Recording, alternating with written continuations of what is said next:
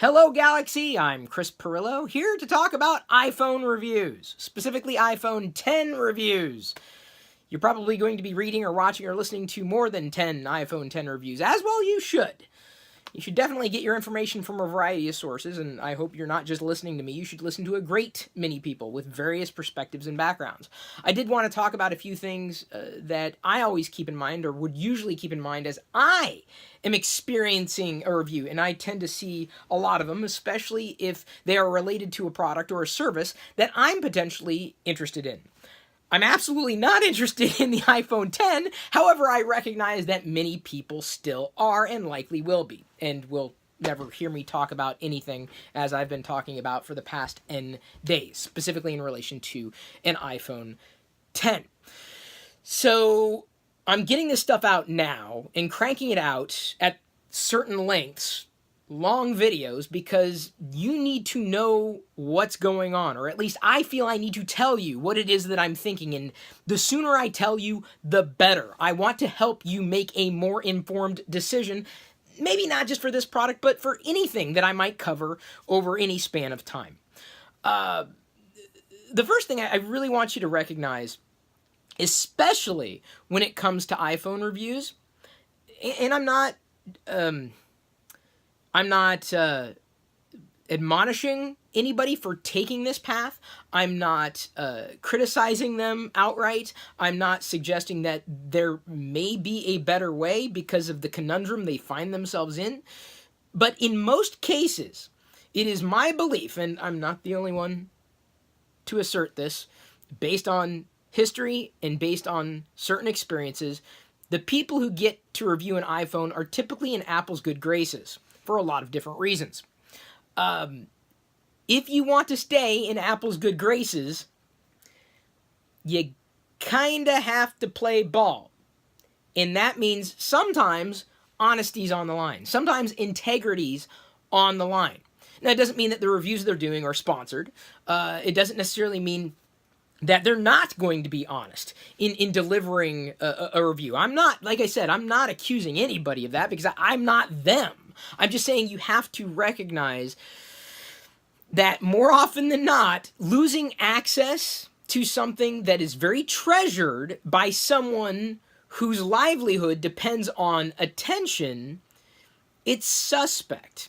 Especially when you're talking about a company like Apple, which has gotten better over the years. But they're certainly not free-willing when it comes to providing review devices. And it's certainly not going to be the case that they're going to continue to give product to, for review, entities or people who are going to be a high risk factor at potentially showing you or demonstrating in one way, shape, or form a shortcoming that may damage their sales. So on one side, you've got a company whose existence is predicated on the idea that they're going to make money through selling product, offering product for free, not paid. Whether or not they have to return the units or not, I'm not privy to that information. Giving this review unit, to a party whose livelihood very well depends on traffic, on content and product that is likely a high value proposition for all parties involved. You kind of have to see it. And I'm not saying this is absolutely happening with everybody. That's not what I'm saying. I'm saying that the system is set up to not be as open as it could be. And for that reason and that reason alone, my recommendation for everybody, if you are going to be reading, watching, listening to reviews, is if you are, I would put more weight behind those reviews or reviewers who did not get a review unit. Now, this is not me saying sour grapes. It's not it at all. I'm trying to establish why I believe it is important, especially if the product that I see and the product that apparently thousands of you also see as a potential cluster floating turd, I don't think that a lot of the iPhone 10 reviews are going to be as open. if only because I believe that some of the people who are reviewing iPhones could be afraid of losing access. I know that. I've been in situations similar to that in the past. So just keep that in mind when you're reading, watching, listening to any review of a product that you may be interested in. And the last thing you want to do, I mean, if you're going to comment, this is actually, I've got my notes, I've got a few of them. Hey, I'm Chris Perillo. The thing I wanted to point out is don't accuse someone of being biased. Like, just, it cheapens your position. If you disagree with them, fine. But if they're speaking from their experience, you can't diminish that. We're all biased. We have a cognitive bias, and it's unconscious. Like, we don't realize that we carry a bias everywhere. That's like accusing someone of being a human being, which, by the way, is what you want in a reviewer. You want them to be a human being, not a robot. So strike that word from your vocabulary. It shows up all the time. It rears its ugly head, and it doesn't serve to further the conversation at all. So I'm not accusing anybody of that because it's incorrect. So I'm just gonna kind of start. Yeah, this was just the introduction. Start into my notes. Hey, if you want short content, go to Twitter. Okay. Some things that I look for or would be watching for. Does it sound like all the others? That's what I tend to find, especially with iPhone reviews. I can think of very few people who have done such a unique job that it just stands out. Like it's so seemingly formulaic, almost as formulaic as an Apple keynote presentation. Like the cadence is on point with very little deviations in not in an iPhone review outright or an Apple product review, but specifically the typical Apple keynote, no matter where they're holding it. But the review process, it should be personal. It really should, because you're reading something, and you're reading not just about the product, but you're reading, or you should be listening or reading or watching about someone's experience with the product, not just the visuals of what it looks like and amazing effects and zoom ins and crowd, like, oh, it's stellar, and it keeps your attention. But man, listen to what they're saying. Does it sound like everybody else? Does it sound so cookie cutter? Right? Are they? That's one thing. There are rare exceptions to that rule, by the way. Rare. You can find unique voices out there, but you can't always count on them to be there every time. Is it reading from a spec sheet? This is actually not a note, but I just recognize this. Is it just a spec sheet? That's like 99% of the damn reviews out there. You can read a website, unless you can't. At which point you could watch the Apple keynote presentation. You have the talking points. That is not going to help you. If they simply just regurgitate from a sheet of paper their talking points, it is literally a worthless review. It has wasted your time. And that is, like, I swear, and this isn't just for iPhone reviews or iOS reviews or Apple reviews. That is 99% of the quote-unquote reviews that I see. They're not. They're talking about the product. They're not reviewing it. They're rattling off specs. At that point, you kind of have to tune that out, because they're not, either they haven't used the product, or worse yet, and this is also a big concern of mine, they have not used the product enough. In recent years especially, when I get something new, and I honestly, I don't get a lot of review units. I don't necessarily ask for them. But, when I have an opportunity to look at something that I know other people, or a great amount of people, are interested in, yeah, I want to take a look. I don't like cranking out reviews in 1 week time, 2 week time. I would rather wait and use the product for a month before I talk about it, because I feel it does the product justice, instead of just, okay, on to the next product. Okay, on to the next product. Okay, on to the next product. The cycle. Just constant. It doesn't do anybody any justice. And I feel that people, I feel you wouldn't trust me as much. And that's all I have is like, hey, you may disagree with me in my opinions and hate the sound of my voice and everything that I've done over all this time. But, I try to be a straight shooter. I do my best to be a straight shooter. And this is very much a part of it. Like, giving you, like, my reactions, my beliefs. in the hopes that it is going to guide you in one way, shape, or form. Answers. Do they provide answers to the questions that you are specifically hoping to have answered? And honestly, at the point where you're able to read a review, you may actually be able to go in and get answers with your hands on any particular device, specifically an iPhone 10, because I think a lot of this, the so-called counter argument to the idea that this is a UX disaster with UI nightmares, coupled with it. You have to use the iPhone 10 to understand. No, you don't. No, you don't. No, you don't. That's not how poor design works. Like, it just isn't. You may only come up with your own conclusions after you've been using it for a while. So, recognize that they have to be able to answer the questions that you're looking for, not just tell you what you want to hear. Or worse yet, and this is actually a note I have further down, but I'll mention it now. Reinforce your purchasing decision. That's a biggie. That's tough. It's hard. It's hard to spend, well, $1,000, $2,000 on a phone system, a pocket computer system, the iPhone 10, and be told that you may have made a mistake. You don't want to hear that. No one wants to hear that about anything that they bought.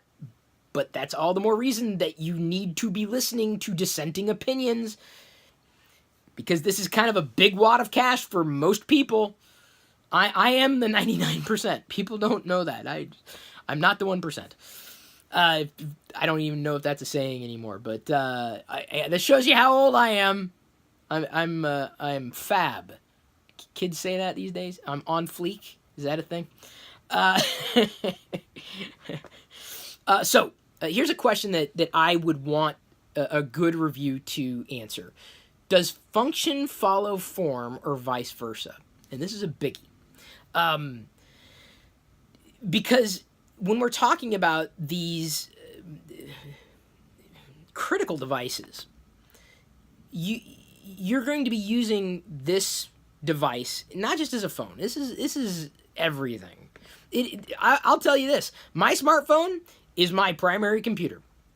I honestly, I don't like having a lot of computers around me. I don't want a lot of computers. This is my primary computer. More often than not, is the phone that I have on me. It's my primary camera. It's my communications device. It's on me more often than anything.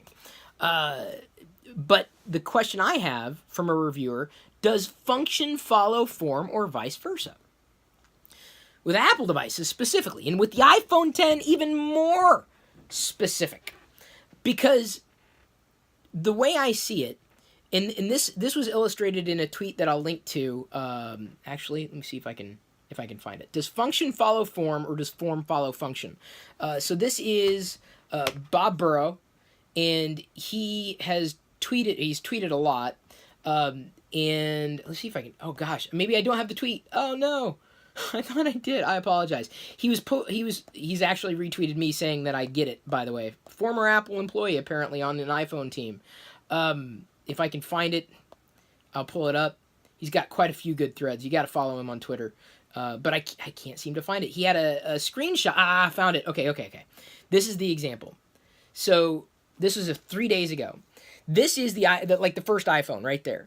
You see how the bar is just melting away, like the software bar, not a hardware bar, melting away, and the content just kind of floats out there on top of it, right? Now compare and contrast that to this. Which is more elegant? And some people just don't have an answer. This is just, it's, I guess, subjective, but which looks to be more seamless? Which one has the device melt away into the background? I feel like I'm at the eye doctor. 1 or 2? 3 or 4? I swear, half the time the eye doctors, they just like give you the same thing and they just say different numbers or letters. Anyway, but this to me got me thinking, like, form no longer follows function. With the iPhone 10, form does not follow function. It's the opposite. Like, the iPhone 10 is literally, in every way, shape, and form, like, the opposite of what drew me to the iPhone. And when form follows function and the marketing department takes charge of product, you get something like the iPhone 10. When it's designed by committee, you get something like the iPhone 10. When the features are made to wrap around the hardware, it's the function, right? You want it to just be seamless and work together. You've got the hardware, but the hardware's got to sing in harmony with the software, and when it doesn't, you've got a mess. You've got just an inelegant solution. It works. It just works. It does. It does just work. There's no doubt about that. But since when was that good enough? Sounds like another company's mantra to me. It's just good enough. So have them answer that question, or listen for that question. Do they answer that question? Does function follow form? Does it just work like seamlessly? Like the hardware bends around the feature. The design of the product bends around the feature, not the other way around. Another biggie for me, and this is for beyond iPhone 10, but I think this is also critical. Are they only focused on the hardware? Back to the spec sheet, man. Is it all just about the hardware? That's the average gadget review. Doesn't help at all, because hardware without software is just a slab of nothing. You got to hear what they say about the software. What are they saying? And then moreover, when they are talking about the software, what's new? Like, and not just on the spec sheet. What else has changed? Very few people do this. I mean, like fundamental, like small changes that aren't necessarily listed on the spec sheet. That'll tell you how much they've been paying attention. Or specifically what hasn't changed in software. Hardware is easy to tell. Like, oh, yeah, obviously it's different, right? But what's changed in software? If they don't even mention software, if they gloss over that, to me it's a red flag. Because it tells me that they're only paying attention to the hardware and they don't recognize the software's function for the hardware. For an iOS device and any Apple device, it's a marriage of the two. It's experience. It just speaks to that kind of experience. And that's really what it boils down to, the experience, right? That not something you can't find. It's not readily found apart from having experience with the device. Do they gloss over the iOS software inconsistencies and grade the software beyond the hardware? Having used various iterations of iOS since 7, things have gotten better and things have gotten worse, like progressively. Like 2 steps forward is like 3 steps back. Seemingly they fix one thing, but then 2 more fires crop up in its place.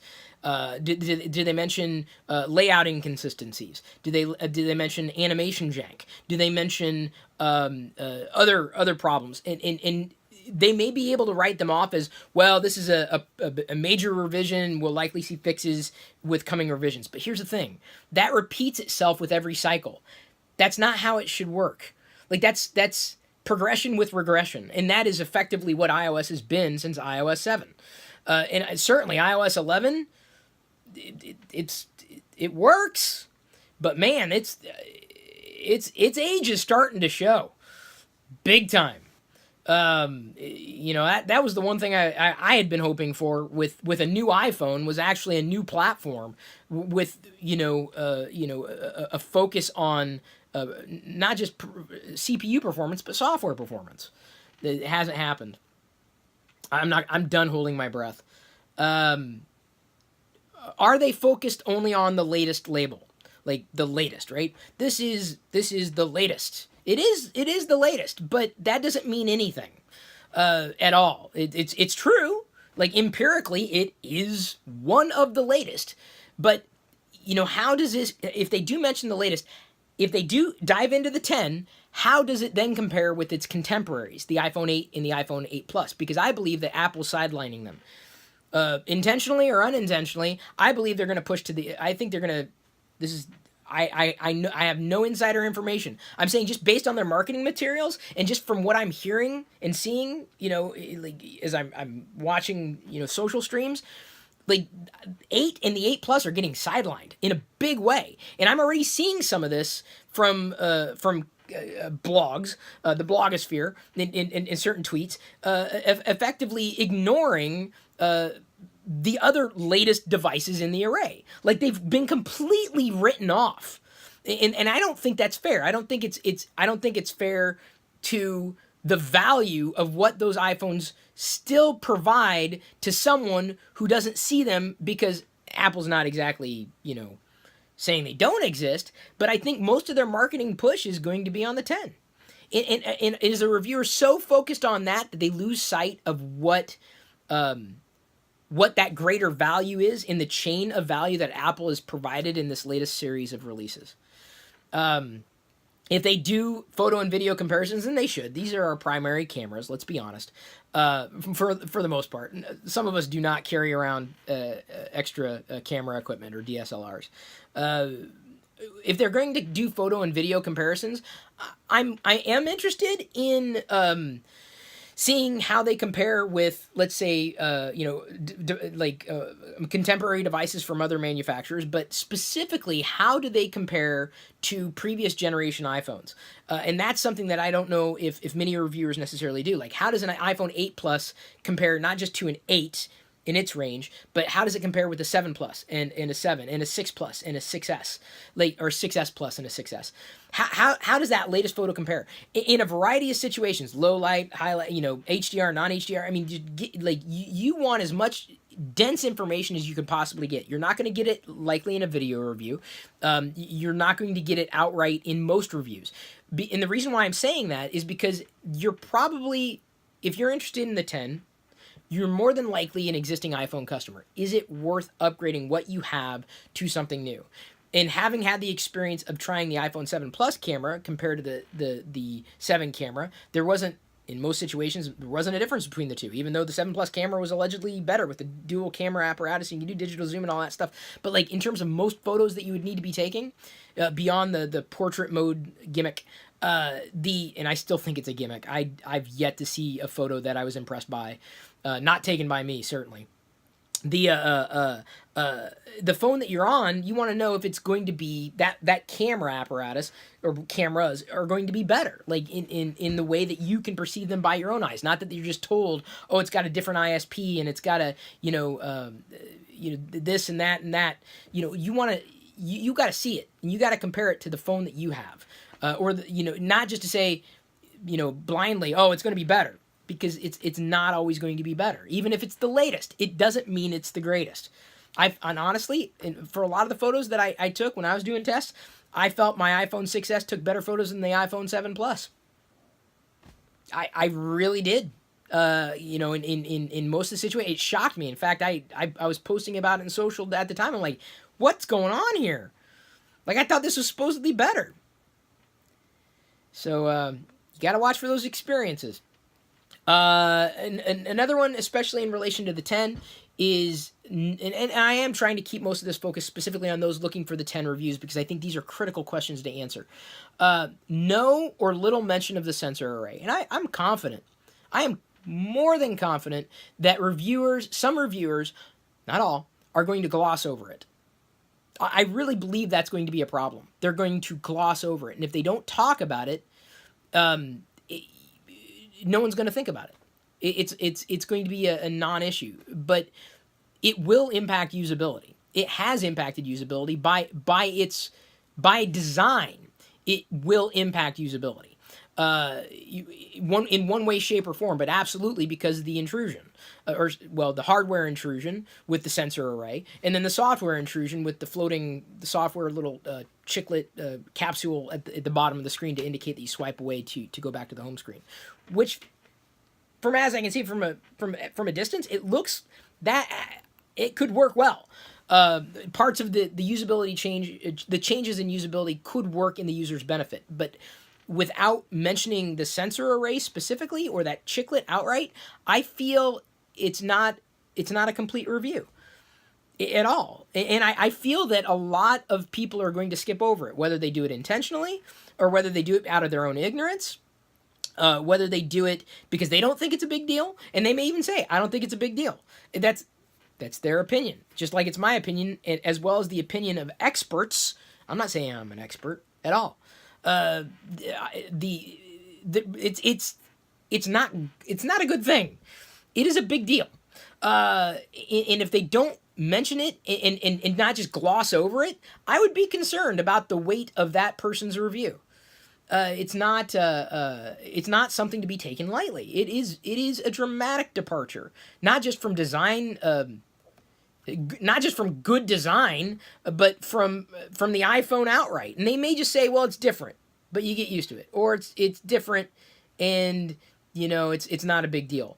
I worry with all those things combined. Like you just gotta worry about that, man, because a lot of people don't know it's a problem until they see the problem. It's like some people get mad at me, lightly mad at me when I point out a problem, because then they can't unsee it.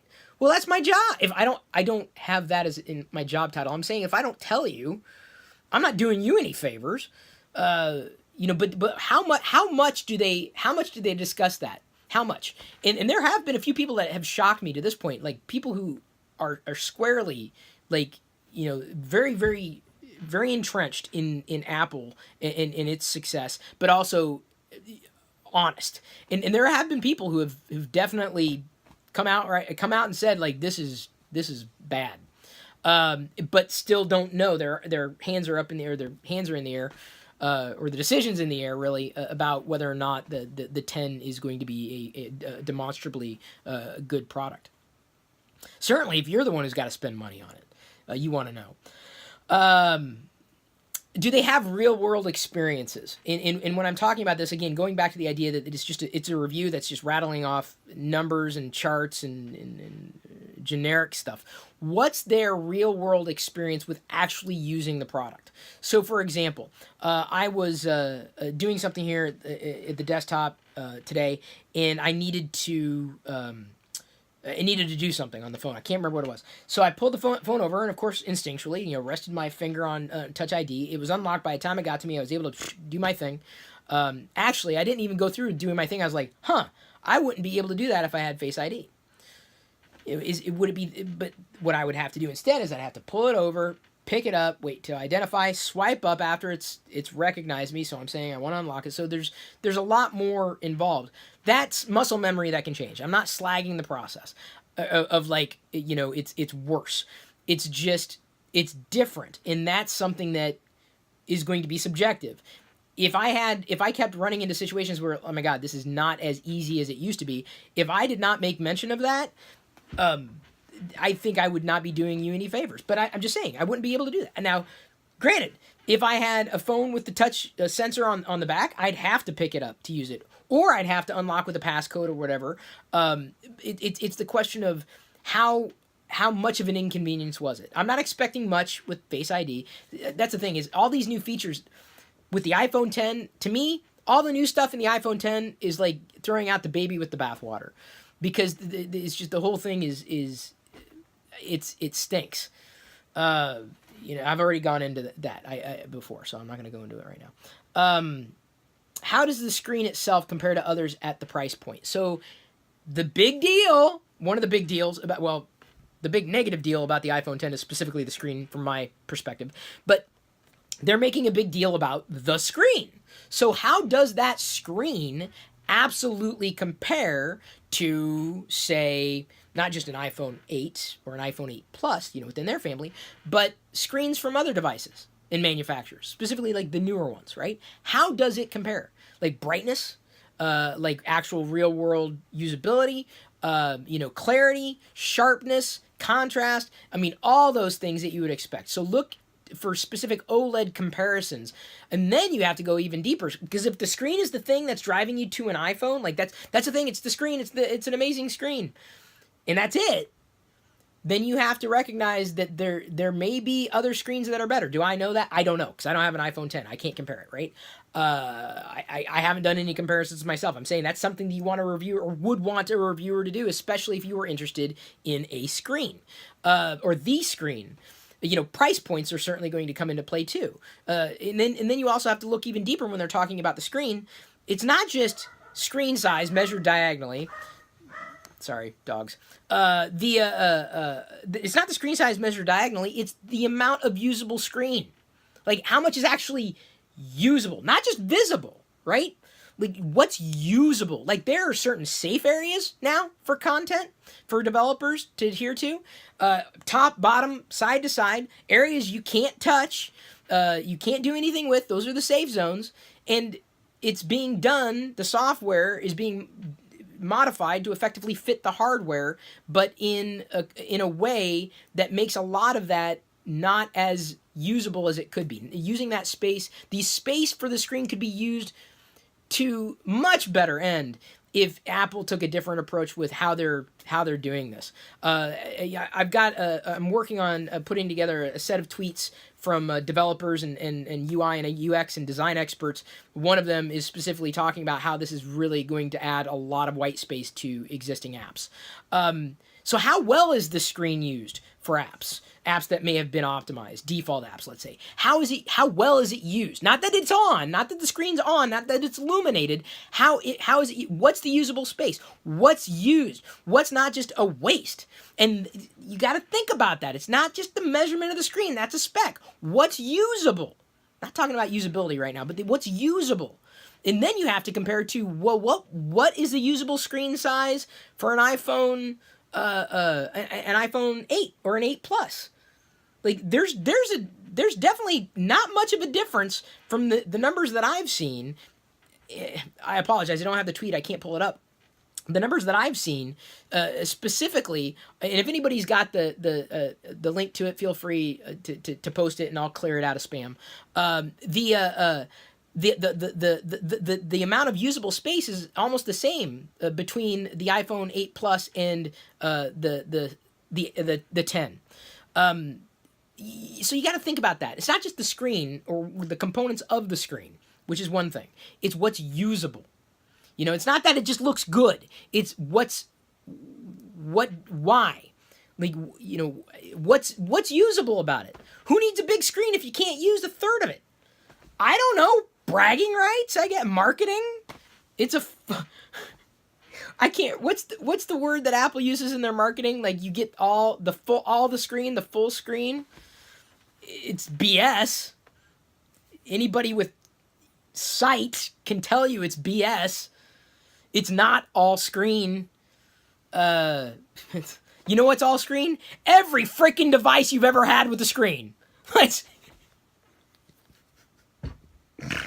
Oh, man.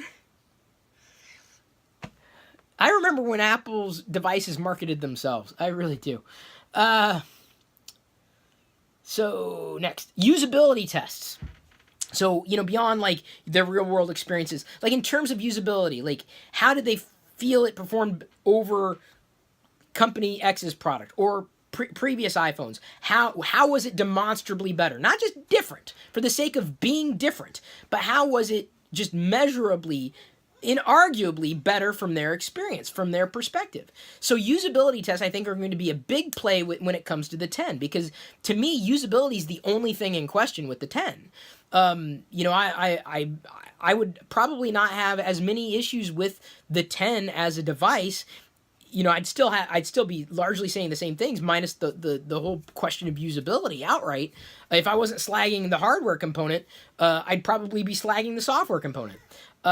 Because these are issues that I feel play into usability. So what usability tests did they run this through? Did they? My guess is more often than not, they didn't, if most reviewers know what usability is. Most of them probably couldn't even tell you the difference between UX and UI. And you know what? I may not be an expert. That may not be my professional background, but for the most part, I can grok the difference between UX and UI. This is not a discussion about that right now. But speaking of discussion, any discussion of usability changes. So this is something that I discovered, and I've now seen it a few times over. There may be the likelihood that reachability as a feature is non-existent on this phone. If you use reachability, let's say on your iPhone 7, it's not going to exist on the same device. Well, I'm sorry, not the same device. On the 10. Sorry, I'm like, numbers are tripping me up. It's not going to exist on the 10. Your reachability may be gone. It may no longer exist. So, all right, come here, baby. What do you got, sweetie? You want to say hello? Go ahead, say hello. It's not live. She just toddled in here. All right. Can I do this, Jedi? She was being quiet because she knew you were making a video. Oh, thank you. You knew I was making a video. All right. Well, can I continue then? All right. Thank you. Love you. You can join me for these discussions when you're ready. We don't just do Star Wars videos around here, believe it or not. Okay, so I mentioned the discussion of software. This is another one that I'd expect to hear in people who specifically are focused on Apple products. This is something that I also saw surfaced in a tweet.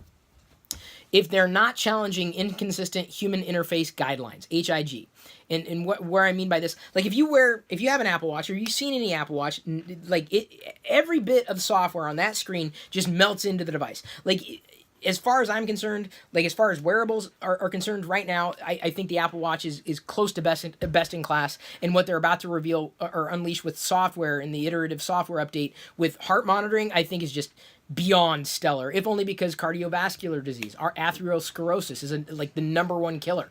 Like, monitoring your heart, I think, is going to be a huge seller for the Apple Watch.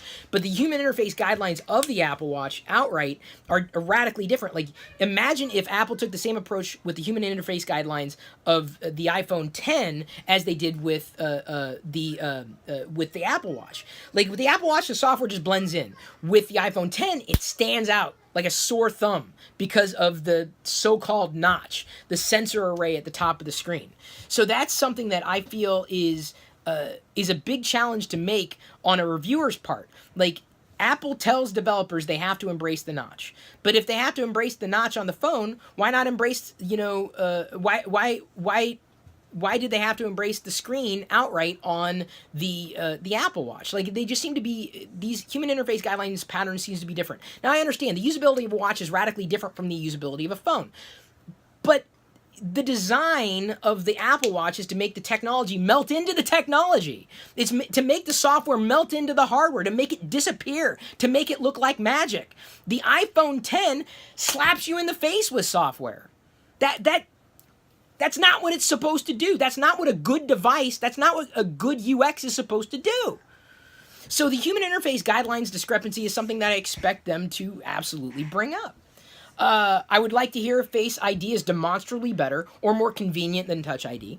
I have every reason to believe that it's the way to go. I'd have no problem using it at all.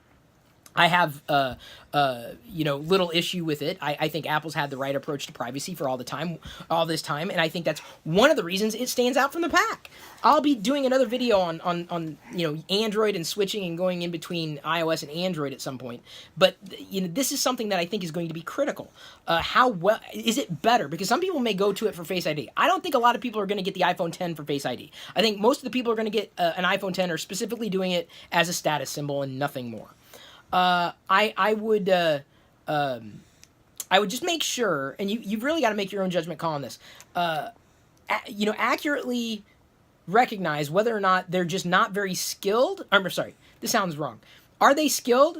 Are they being accurate? Are they being complete? Not just from your perspective, but specifically for the value of the device. Like, are they telling you what you want to know, or are they telling you something new that you can't get anywhere else? Do you believe they're being not just reinforcing your beliefs, but do you believe they're being honest? And I don't think you can be honest about something without being, effusive. If you're going to be effusive with praise, you also have to look for things to be critical about, unless genuinely you can't find a criticism. That's something that unfortunately is something that happens frequently. Now, some people have been slagging me, over the past couple of days, saying, well, why don't you ever talk about, good things about Apple? Have we met?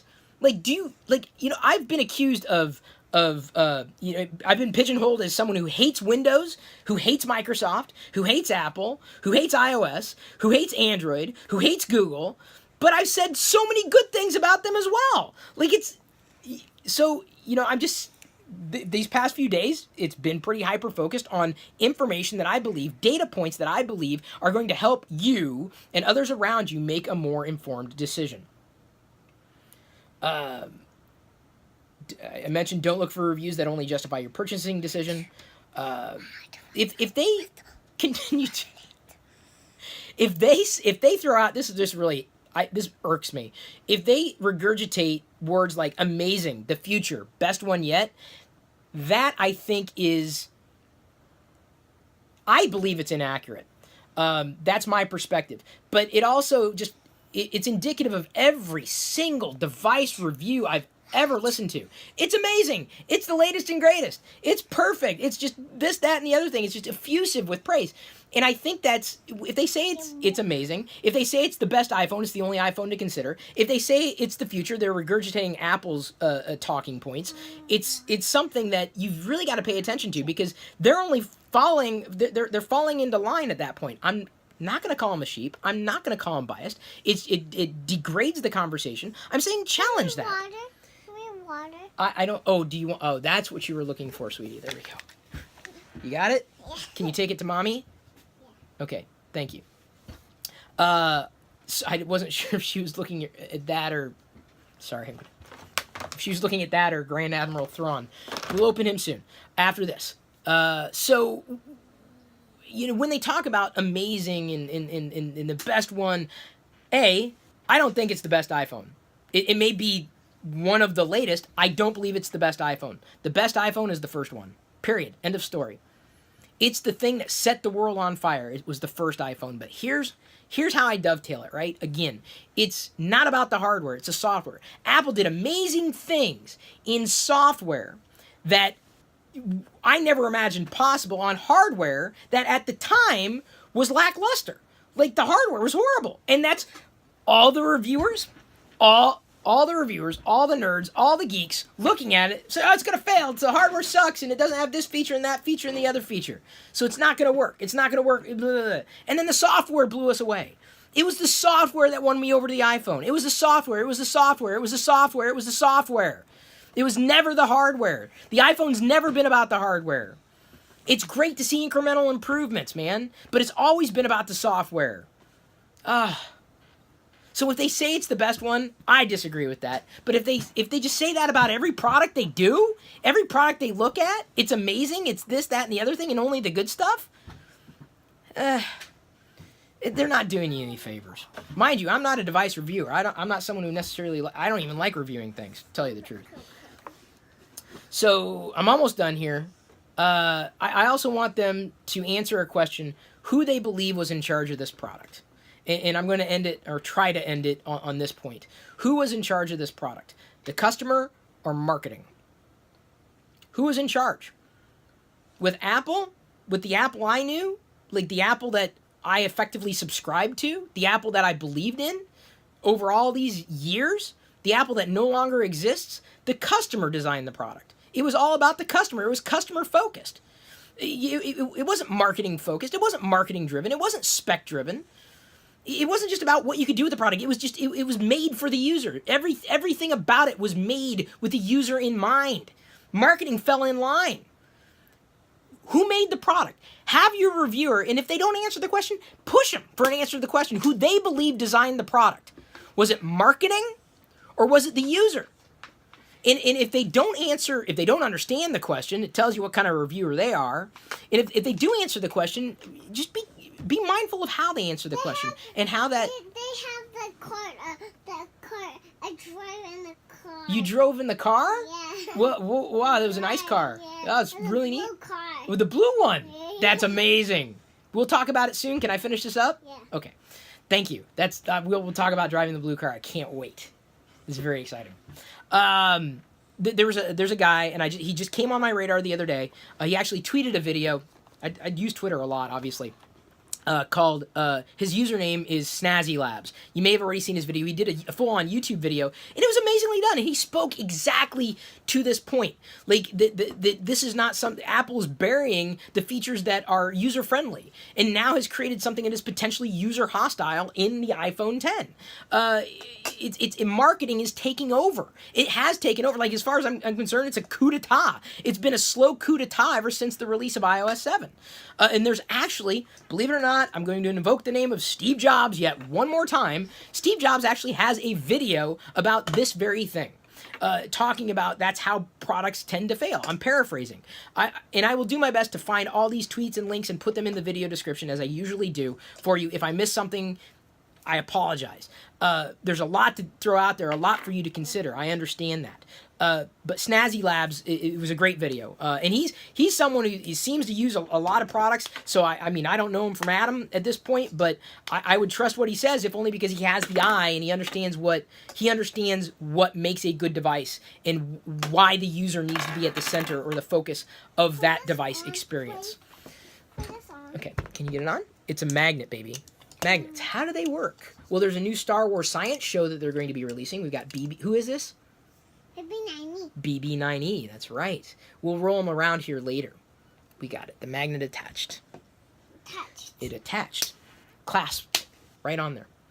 Vocabulary. It's for everybody.